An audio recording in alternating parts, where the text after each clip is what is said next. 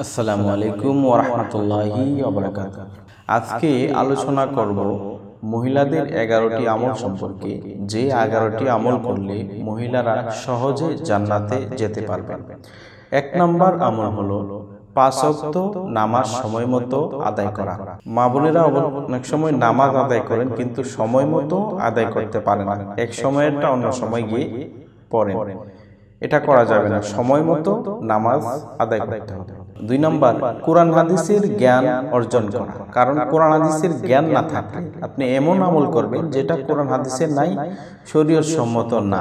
একজনে বলল, একজন বৃদ্ধ মানুষ বলল, অথবা আমার মা খালা বলল, আমল করা শুরু করলেন। এটা কি আসলেই কোরআন হাদিসের থেকে আমল কিনা সেটা জানার সুযোগ আপনার হলো না। নিজে কোরআন হাদিসের জ্ঞান অর্জন করতে হবে।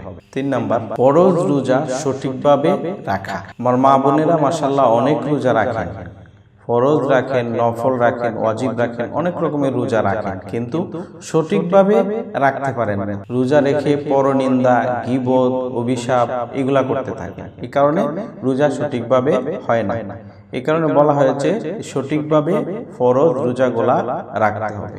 4 নম্বর, স্বামীর অনুগত্য করতে হবে। স্বামীর অবাধ্য হওয়া যাবে না। স্বামীকে খুশি রাখা এটিও আমার মা বোনদের জন্য বড় একটি ইবাদত। 5 নম্বর, ইজ্জতের হেফাজত করা, পর্দা পুশিদা নিয়ে চলা। 6 নম্বর, সন্তানদেরকে সঠিকভাবে লালন পালন করা, দ্বীনের শিক্ষা দেওয়া।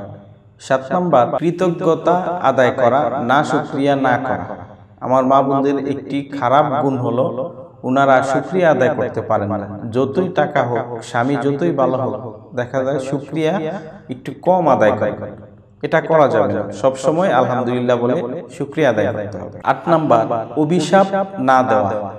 সাধারণ কারণে মানুষকে অভিশাপ দেওয়া, বদদোয়া করা এগুলা করা যাবে না। 9 নম্বর, আত্মীয়তার সম্পর্ক বজায় রাখতে হবে। যদিও নিজের একটু ক্ষতি হয়, তারপরেও আত্মীয়তার সম্পর্ক বজায় রাখার চেষ্টা করা। 10 নম্বর, সামর্থ্য অনুযায়ী দান সদকা করা। 11 নম্বর, সময়ের মূল্য দেওয়া। এই 11টি আমল যদি আমার মা বোনেরা করতে পারেন, তাহলে আল্লাহর রহমতে ওনারা পুরুষের থেকে সহজে জান্নাতে চলে যাবেন। আল্লাহ তাআলা আমাদেরকে দ্বীনের সহি বুঝ দান করুন, আমলগুলো করার তৌফিক দান করুন। আসসালামু আলাইকুম ওয়া রাহমাতুল্লাহি ওয়া বারাকাতুহু।